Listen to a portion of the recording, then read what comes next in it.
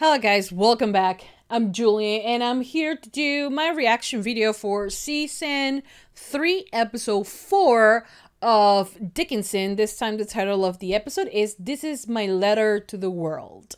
And we're here, we're back, we're ready for a new episode of Dickinson. I consume, because that is literally what I did, consume the first 3 episodes of this season, and I have loved them. You know, Dickinson is not like any other show out there at the moment, at least not the ones that I watch, and I watch quite a few. And I don't feel like anyone is doing it the way that Dickinson is doing it.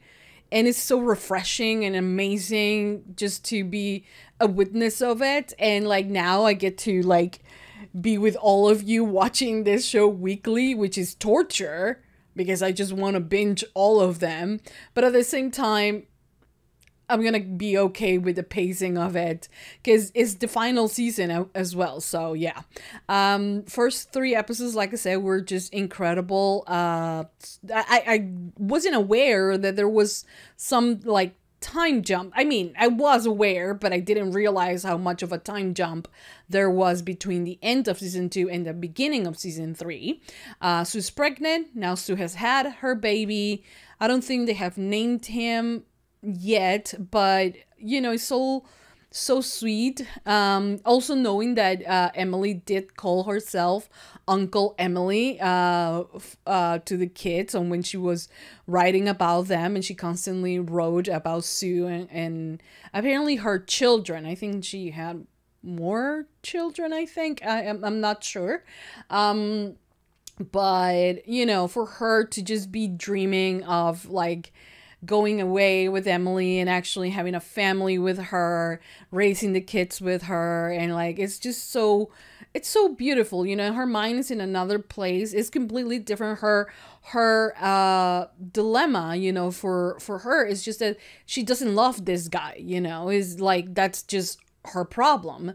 For Emily is like, this guy, you know, my sister-in-law is cheating on my brother with me. You know, so it's a lot more to take in. I understand, yeah, she's like, you could say, cheating with my sister-in-law, but at the end of the day, she has always been in love with Emily, you know, and Austin was just the appropriate person to marry at that time, you know, so it's difficult, but it's refreshing and at the same time kind of sad because I wish that they could have lived in modern days where they could explore their love a bit more. But you know, it's a good way to honor them, I think. But yeah, anyways, we're here, we're ready for the 4th episode of season 3 of Dickinson. And yeah, I'm excited and I hope you guys are excited as well. Please don't forget to give this video a big thumbs up, subscribe, comment, hit the notification bell, and you can go to Patreon to watch the full uncut extended version for this reaction and so much more. So in case you guys want to do that, link, as I said, will always be on the description down below. And yeah, I hope you guys enjoy, I hope you guys like it, and without further ado, let's just begin with season 3 episode 4 of Dickinson. Here we go.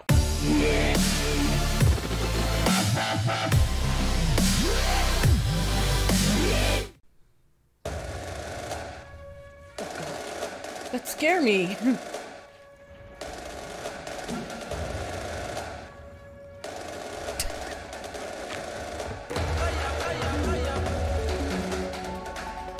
Oh, what the hell is that? I enclose my name, asking you, if you please, sir, to tell me what is true. What is true? Okay. Yes. This is my letter to the world. You lent a substantial amount of help to our mutual friend, John Brown. May he rest in peace. May he rest in power. Yes. Can I get an amen, my brother? Oh. Amen. It was your connection to Mr. Brown and your work in the Constellation that made me want to hire you for this job. You know, the standards that are being applied, well, obviously those are the standards of white supremacy, the very system that we're trying to dismantle. But at the same time, if my soldiers don't learn to read and write, shoot, there I go again, not my soldiers, that's paternalistic. I'm really trying to police my language here. Ah, not police. Control. No, that's problematic as well. Damn! Okay, but he's trying to do good. Sorry. Yeah, what's the jump about? Yeah. I want you to teach the formerly enslaved men of the 1st South Carolina Volunteers to read and write. I would be honored to work as a teacher with your regiment. Hell yes! Okay, dude. Calm down. Look at us. We're shaking the table. Indeed. Yeah. We are movement building. Solidarity is a verb, my brother. You can start calling yourself a brother, you know? Right here. What is that accent? You think I have an accent? Yeah. Interesting. To my ear, you all are the ones with the unusual dialect. Huh. You call it Gullah, if I'm not mistaken. Native of the Sea Islands, quite a melodious sound, but a bit difficult to pick out certain words. Talks like a fancy cat who drank too much milk. Well, as a matter of fact, I am from Massachusetts. Is that a bad thing? That's pretty rich. Oh. Buck would come around here talking about he free. We soldiers too much anyway, man. Fighting on their side. They afraid of us. We're not fighting on their side. No. You're not? No. No. We're fighting for ourselves. Very different. This is our war. It's not the same as theirs. It never will be. Yeah, that's true. In the meantime, maybe we can learn the alphabet. I mean, how like stupid that is, right? Higgins, right? I don't know much of or at all about like American history. I'm not American. Okay, so all of this is new to me. I mean, I have read like world history, but like bits and pieces, and like it's not like I know every detail. So this is brand new information to me.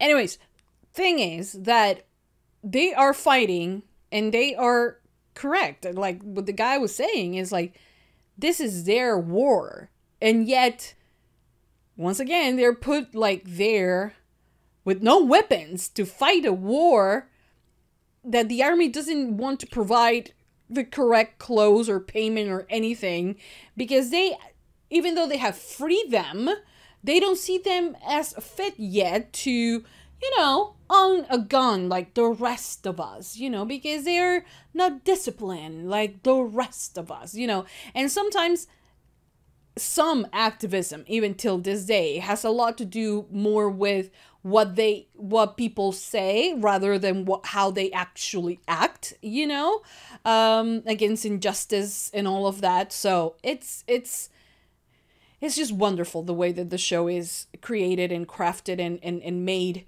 that is a true reflection of what is currently happening, you know. Insane. What? Did you say gays? Where are you going? I have a date. With whom? Somebody you definitely wouldn't approve of. No. Who? Sue? Where's Sue? For every atom belonging to me, as good belongs to you. Is that a sex book? What's she reading? She's so excited about it. Anyone here happen to know? Oh, Jesus Christ. Hi, I'm looking for Walt Whitman. Oh, well, then it's your lucky day, because I am Walt Whitman. Oh, Oh, the writer. incredible. I can't believe I found you. The canal boy, the deckhands, the clean-haired Yankee girl, the conductor, the squaw. I am the rattlesnake, the alligator, the panther, the black bear. I am Walt Whitman, Cosmos, Democracy, Manhattan. I am New York. Okay. Oh, Saying too much. okay. I'm Emily Dickinson. And my heart, oh, my soldier, my heart gives you love. Are they about to kiss? This is why I'm here. This is why I came to see you, Mr. Whitman. I'm a poet. Someone told me that if I want to write great poetry, Yes? then I need to be like you. And I need to go out into the world and confront its pain. Ah, so you're into pain, huh? Stop it. No. Yeah? Follow me, Emily Dickinson. Let's go hurt ourselves. Every person she meets is a character, right? Aww. That's so cute. I mean, Henry could write, you know? I'm itching. Why does my clothing itch? Yes, mine do too. What in God's name? Did you forget to do the laundry this week? How dare you suggest that I would ever forget that, Edward? You know I live for laundry day. I'm so itchy. I have no idea. I can only assume this must be Maggie's fault. Why is it... Maggie! Is she actually there, or she's like... Contradict myself? Very well, then I contradict myself. Ah. I sound my barbaric yawp over the roofs of the world. Yawp! She's not actually there. Because I was like, how the hell did she went to, like, New York? Her dad wouldn't allow her. You are not just Emily Dickinson. You are everyone. You are every man here. So you must not just... Wait, is that Billy? Is that Billy from Billy on the Street? Wait. Is it him? I am terrible with faces and he has facial hair, so... I think it is. Just ask the wounded person how he feels. You yourself must become the wounded person. Let's go, lesbian, let's go. Louisa? Emily, Oh, you know her? This is Louisa May Alcott. it's Yeah. so good to see you here on the front lines. What are you doing here? Oh, I'm also a Civil War nurse. Yet another surprising but legitimate actual fact about me. You know, I Cool. get so much great material from doing this. I'm learning a lot, but great fiction is always based in fact, and this place is chock full of specificity and detail. You know what I mean? Yeah, that she's the writer. extra- Shit. Boy. Daddy. Daddy, is it you? Yes. I am your daddy. Be their family members, so they feel like they get the chance to say goodbye. I am your father. And I am your son. And your mother. And your neighbor. Yeah, he just takes it a little bit too far. Yeah. I brought your dear sister here to see you. Sister? My sister Annabelle? Is that you? Yes. Hello. Yes, I am your sister. Sister? I cannot enter into the kingdom of heaven until you wish me farewell. Okay, bye. Your brother, one last kiss. Oh, come on. Oh, He gave ew. his life for the Union. Give him a smooch. Okay, you. Oh, for Christ's sake. Come here, boy. Come on, too far. Way too far. Like you never saw two men embrace on your dad's commune? Mm. Who needs a drink? Hello? Is she not gay? Is she not gay bar? Oh, bless. That is what. Is that why the flag at the beginning of the episode? We've been blessed today. Oh, Sue, finally, where is she? There you are. Oh, Austin, keep it down, please. What? He is pretty cute, isn't he? You can tell just by looking at him he's a Dickinson. You doubted that? Well, you did cheat on him. The bassinet, you'll wake him up. She's a very protective mother. In my experience, good fathers just stay out of the way. Oh, don't be like that, Sue. Austin, you will wake him up, please. Come on. He's allowed to be a dad. Nothing would bear. She's just stressed about him waking him up. Austin, please stop singing. You will wake him up. Have you been drinking again? You always sing when you're drunk. I hope our child doesn't inherit all your traits. Oh, damn. Sue. I mean, I get being the mama bear. I get that, you know.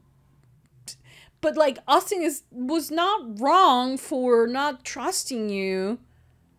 Or not trusting that the baby could be his. You did cheat on him with Sam, right? And you are currently cheating on him with his sister. Granted, Emily can get you pregnant. But still, you know, and I understand. It's just like, for me, it's terrible what is happening, like I have said before, to both of them. Because they are in this loveless, you know, marriage where... you know, Sue like what little respect she had for him has gone out of the window, and she just, since she wants so badly to be with Emily, she hates everything that has to be with Austin, you know? But maybe they can find a balance, you know? Maybe in an open relationship where, you know, they can be friends again or something. I don't know. It's terrible for both of them. Oh, the agony. What the hell? Maggie? What the hell is causing happening? this infernal itching? Is it poisonous ants? Oh, that don't seem likely, sir. Elves are upset. It's that way. And now they've become disrupted. Edward, Maybe what are you we gonna ate do? We something. do not have magical creatures living in this house, Mrs. Dickinson. Oh, monster! Lavinia, what the? What the hell is Lavinia doing? The way I love this woman. The way I love this woman. The Dickinsons are the weirdest. The weirdest persons you have ever meet. Like, swear to God. What the hell happened to you? Why are you covered in dirt? I buried myself alive. May I ask Wait, why? why? To honor the fallen soldiers. That's why I dismantled my canopy bed and started sleeping in the barn. You've been What? sleeping in the barn with the horses. That would explain the smell. Yeah, I slept in the barn last night. But unfortunately, the cot was infested with fleas. Oh, that's what is happening. Please, not elves, please. Who's my next guest? You brought fleas into this house. And that's why we're itching so badly. Oh yeah, absolutely. They're everywhere. Have you seen Emily? Emily's having a good time reading her book and imagining all of this. Riles you up, but gets you hot. Sue. I'm thinking. No, stop thinking. Stop thinking. Just say it. Say it right now. Hey, it's Sue. Yes, that's amazing. Yes. Oh, now we're talking. Okay. So, who's Sue? Yeah. Right. Well, so Sue is my. She's my Okay, she's sort of my friend, right? She's sort of my sister, and she's also sort of my Lover? Yeah. Oh, fabulous! My sister-in-law. And Yeah. is it with Sue that you cannot let go? Yes, that's Is it Sue. with Sue that you interpenetrate? Did they scissor? Yes. Yes. yeah. Say it then. Shout it out loud. Free love. Free expression. Yes. Sex. I love Sue. I can hear you. I can hear you. Scream it. I love Sue. Yes. That's so beautiful. I love Sue, and I want her, and I can't get enough of her. And if I was on my deathbed right now, all I would want is Sue. Hell yeah. Beautiful. Beautiful. A Now that's the child. poem. She is her poem. I'm still trying to understand if my poetry. Oh no, my dear. Stop trying to understand and Just feel. Yes. Yes. Yes. I can't read shit. Is my letter to the world that never wrote to me for love of her sweet countrymen. Judge I love tenderly this. of me. Yes, look at my girl so happy. I love it. Can't believe it's over. God damn. These episodes are meant to be binge. Give them all to me. Okay, guys, so that was the end of season 3, episode 4 of Dickinson. As every episode of Dickinson is a wonderful story, you know, a very, you know, you reflect on a lot on what's currently happening, and a story like the one that Emily is living at the moment, the one that we're seeing, is so much. And for every character, you know, maybe not Lavinia and the fleas, maybe that one is just for comedic purposes, but other than that, you know, it just speaks to our current day. And to me, that is extremely, like, that has been the one thing that has been extremely important to me, and something that just drew me to the show and like took me there and just like has a hold on me until the final second that I have to watch of this show, you know. You know, it's about how current the show is, even though it's set so many centuries ago, you know. And I have heard like just a couple interviews from the past, you know, from season 2, you know, about the writer really wanting to just let them speak like normal people, you know, not necessarily having a more proper type of English, especially the young characters on the show, just speaking freely and having, you know, say the words that we currently use, you know, because if it's you know, center in that time period, you know, the words change and things like that are change. But here is just current, natural, normal way of speaking, but they dress like, you know, in that century. So that is something that has always captivated me, how smart it is, you know. So about the part with the American history, which is something that, like I said, I do not know much about, in the Civil War and how long it lasted, that part of American history, I do not know. For what I got from this, you know, and I think that also what Henry understood is like the big differences, you know, between him, someone who was born free, you know, knows how to read and had always had his rights, and the fact is that he is willingly putting himself in this place to fight for what he believes is right, you know, for freedom for everyone. And that he sees this group of young men who are here more so because, you know, they are there, they are part of the movement, but they come from you know, they have deep more roots on this fight, you know, and how unfair it is, you know, for them to be fighting this war already, you know, for something that they shouldn't be even fighting for, but, you know, with a disadvantage of like even the white people leading them do not necessarily trust them, you know, and do not necessarily think of them as, you know, citizens, as any other regular person, you know, because they think they need to be educated because they do not speak like them, that they need to be, you know, kept in the dark and not use guns because they have not had the proper training. So they are not training them in the same way that they train a white soldier because they lack of something, you know, they were slaves and they are supposed to be that. And like, you know, the change, as good as the intentions that they might have, is different, you know, and they are not even paying them. Like they said that they're going to pay them, and they are already paying them less than a white soldier gets, and they are not even paying them at the moment, you know, but they want to do the woke thing of like teaching them how to write and read, you know.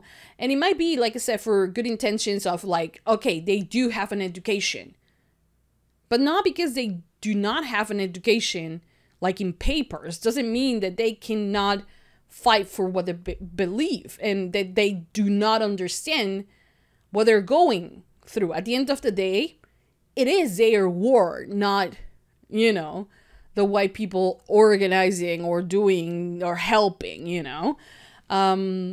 So yeah, that was a really interesting way of looking at it, because to understand the reality of specific groups, you gotta be part of those groups to fully understand that, you know. Even within the LGBTQ Q plus community, you gonna have to be, you can be as much as an ally, you know, and that is great. And I think that sometimes we ditch and not really let the allies talk and like be next to us and things like that.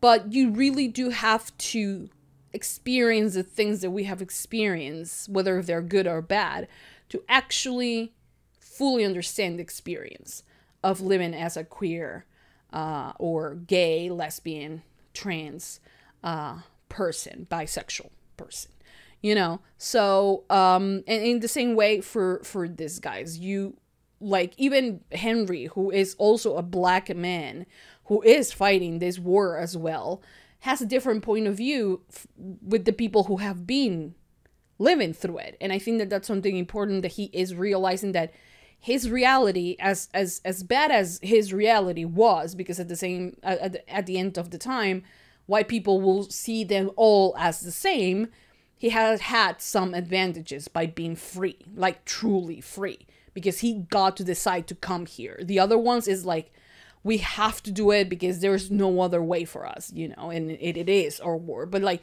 seeing the differences, and like I think that for Henry is an amazing point in his life where he, you know, can learn truly, this is like the real true experience of my community, you know. And for them to be calling him a white man, it's just because, you know, he's dressed well, he speaks correctly, he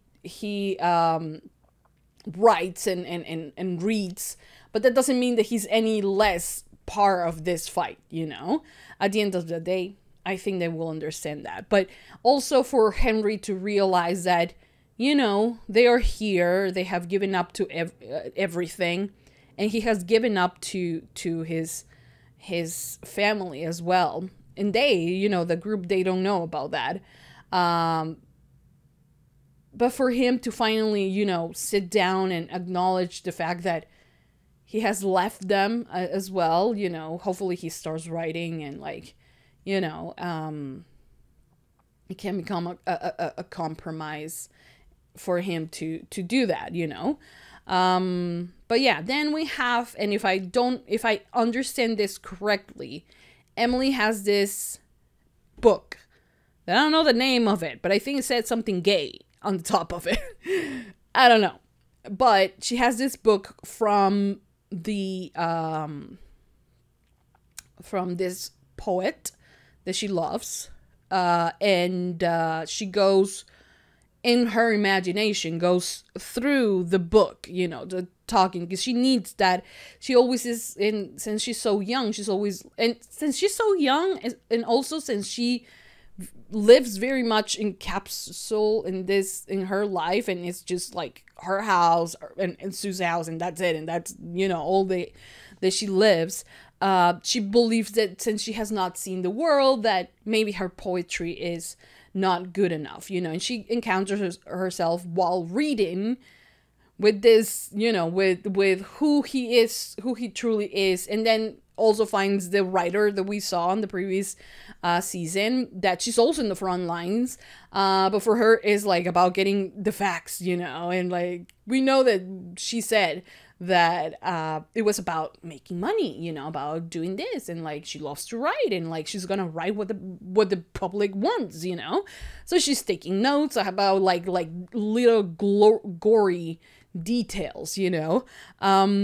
But she finds herself in this place, you know, of acceptance in a way, you know, because I don't think she has ever truly said it out loud. At least, you know, before a person, any person, LGBTQ plus person, comes out to the world, you have to come out to yourself. You have to either look at yourself in the mirror or just come to the realization that, yep, I'm gay, you know?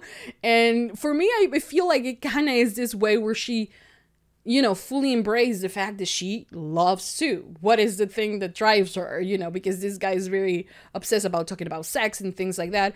And she's like, what makes you hot? What makes you this and that? And she's like, Sue, all of that is Sue. And if I were to die today, who I will want next to me is Sue, you know, that's who it is. And it's complicated because she's her sister-in-law. But she loves her and she cannot help that because that is the love of her life, you know.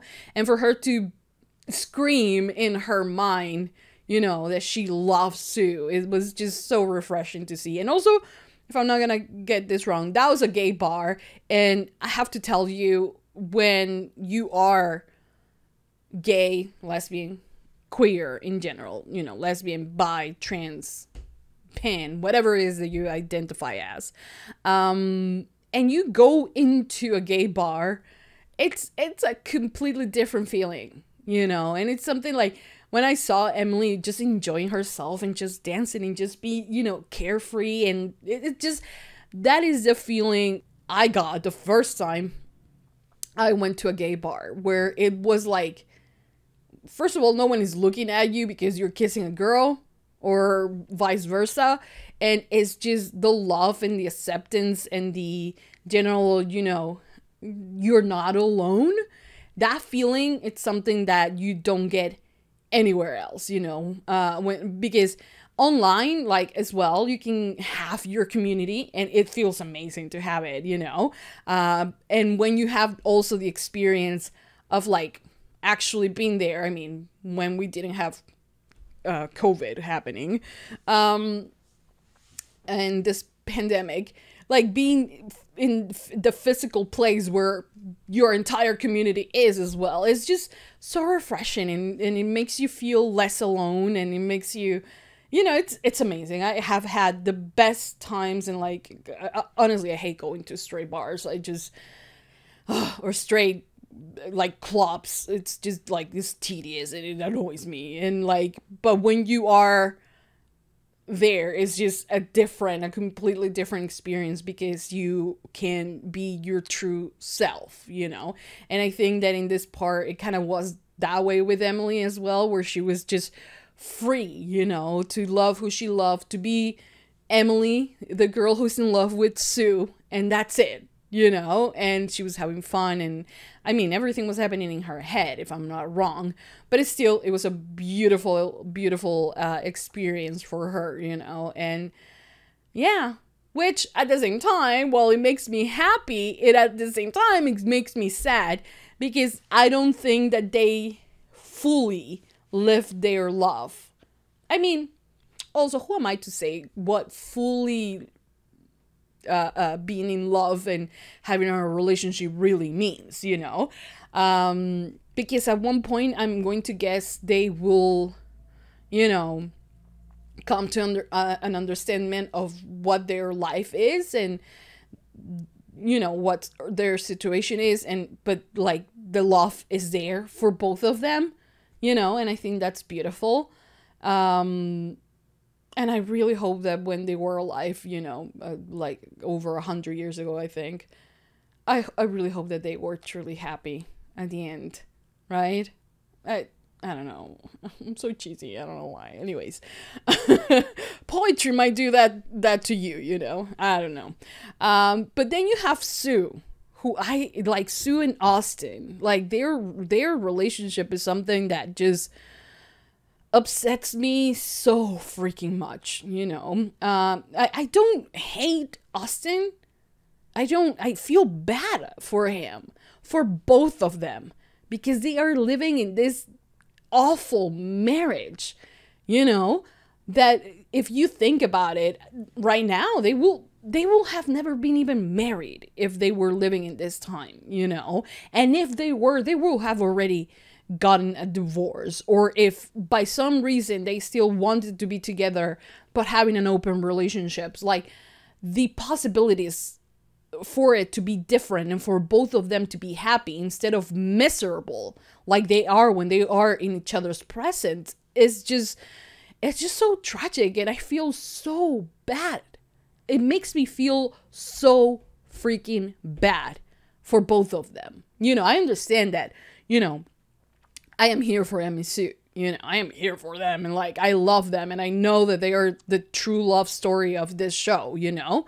But that doesn't mean that Austin is not suffering, you know? And he was also kind of in love with Jane at the same time, and he has questioned his abilities to be a father, and he wanted to be a father, and then, you know, Sue got pregnant, and he didn't even knew if the baby was his or not, and like, you know, and then now he looks at the baby, and it seems like, you know, he wants to connect with the baby, but then Sue is like, just stay away, you know? And I understand the mama bear feeling of her. And like, also, if we're being technical, like when the baby sleeps, you kind of like have the chance to also like chill and like breathe and like take a bit of a time for yourself, you know? So for her to keep the baby asleep is very important, and I understand that fully, you know, but he was trying to connect with the kid and all of it. And like, if they will have a better relationship, she will be like, okay, when he's napping, when he's sleeping, you don't wake him up because mama needs to sleep as well, you know? And it doesn't seem that he is, you know, an active parent, you know? It doesn't seem like he's helping much. And at the time, you know, if men on this age and they, you know, sometimes they don't help, even though it's not help because it's actually your child as well, and you should be taking care of the baby as well, but you know, they help, you know. It doesn't seem like that at that time Austin was concerned about, you know, helping and like being there for the kid as well, just to like also give Sue some time to breathe, you know. But yeah, but Sue was being just, you know, and like, also, she seems to hate Austin so freaking much. It might be the hormones. She just gave birth to the baby as well. But the thing is that she just seems to hate him so much, you know. But then, and if she does, how in the hell was she drunk when they had sex? And because they had to have sex for this baby to be here. So what happened? You know, and I'm sure, I think that I read somewhere that they actually have more than, I think they actually end up having 3 kids, right? So how is that happening? How did that happen if she doesn't seem very comfortable around him? So it's like, I don't know, it beats me. I don't know. And how will Emily feel about that, right? Like Sue saying that she loves her, but still having children with her brother, you know, sex with her brother, you know. I understand that's the husband, and like that's the one who she should be having sex with, but at the same time, if she's professing her love for her, how is it that, you know what I mean? I don't know. Anyways, and then there is Lavinia, who is like a queen, and we're all going, like Emily and Sue and Austin are going, but Lavinia is going through her own process.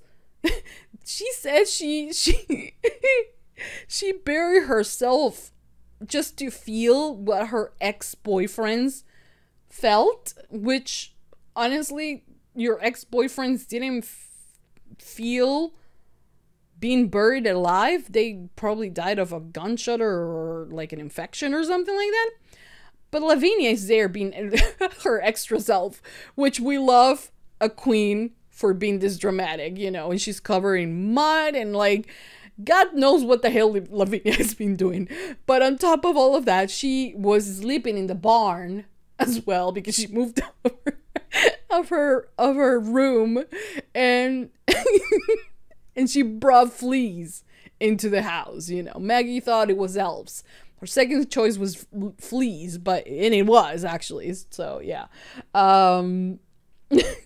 She just brought that into the house, and I was like, of course Lavinia did that. And like, I love Lavinia so much. I think she's one of the most interesting characters, but you know, I don't know how much is based, like Lavinia, how, like, if she was this eccentric back then. I bet she was. Of course, they might not know details. I don't know if there is a book saying Lavinia actually covered herself in dirt. I don't know. But like, if she was this eccentric back then in that time, like having, you know, Emily being a poet and extremely smart and extremely weird as well, and then Lavinia is just the Dickinsons were the most crazy people in that town, and I love them for it. You know, I love them for it. Oh my god, but Lavinia, you know, and then Maggie was there scratching them. It was so much fun. That scene was just pure gold. But yeah, I love it this episode. Hopefully next episode has a little bit more of Emi Sue, because this episode had none. Well, it had Emi Sue moments, you know, but still I want them together. And not necessarily banging. Okay, that will be a plus, of course, you know, but I want them to like just talk. Just give me an episode of them just laying in bed and talking. Or maybe with the baby and just being like domestic as hell. Like, I will love that. I will love that, because I think it will be just amazing. And for them to like actually talk and like just like being their cute selves, I will die. I just want that. And then they can bang. I have no problem with that either. But like, I want conversations as well. So I can feel them in my mind when I'm trying to sleep. I cannot sleep. I can remember, oh, but they love each other. It's not gonna help me sleep, but it will make me happy. You know what I mean? Anyways, that's it. I hope you guys enjoy my reaction. I hope you guys continue supporting for more. Hopefully, Apple TV next time I try to log in actually lets me, because it has been a nightmare. It has been a nightmare. So I hope that Apple next time is like, okay, she wants to, you know, she bought herself an iPhone. She got her how the fuck do you say it? Her trial, her free trial. Let's say that word because I can't pronounce the other one. You know? So let's not bother her and let her watch the shit that she wants to watch. You know? I have the right to do that. Because I like, and as soon as I have to pay, I will pay. I pay for every service I have. You know, I pay for Apple, for Paramount, for Disney, for Netflix, for HBO. I pay all of them. For Prime, I pay all of them. You know, because I want to support the shows. But Apple needs to stop being messy with me and let me watch my things, you know? I understand that maybe it's not targeted to be watched on Chrome on PC, but still, you know? Just saying. Anyways, that's it. I hope you guys enjoy. I hope you guys like it. I hope you guys continue supporting for more. Give it a thumbs up, subscribe, comment, hit the notification bell. Go to Patreon to watch the full uncut extended version of this reaction. We can continue the conversation down on the comment section down below. I said down twice in a very short sentence, but you guys, anyways, that's it. I hope you guys enjoy. Hope you guys like it. Emi Sue, give it a thumbs up. And that's it. I'll see you guys. And that was Billy, right? From Billy on the Streets. I swear to God, he should have screamed, let's go, lesbian, let's go. He should have screamed that. They missed an opportunity. If that's him. If that's not him, then forget that I said that. Anyways, that's it. Hope you guys enjoy. I'll see you guys next week for another episode of Dickinson. Mwah. Bye.